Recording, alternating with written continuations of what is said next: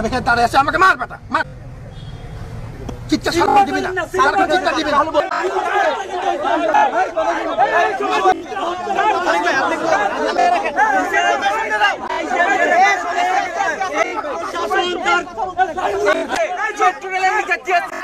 আমি নিজে বর্জন করছিলাম, আজকে করেছি, কালকে আবার এখানে এসেছে। বিশ্ববিদ্যালয় প্রশাসনকে আমি 5 বারের উপরে আনিয়েছিলাম, কি করেছিল? সাবেক বিসিসিআর ছিল 2022 সালে 2 ডিসেম্বর শিকার হয়েছিল।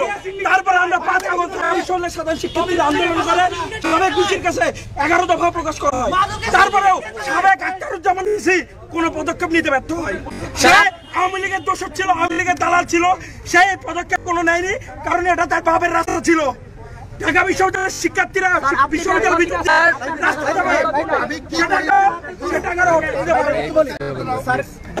তোমরা যদি মনে করো যে তুমি আর আমি আলাদা পক্ষ, আমি এখানে দাঁড়িয়ে আছি, আমাকে মার বেটা মার। চিৎকার সারা দিবি না, চিৎকার দিবি না।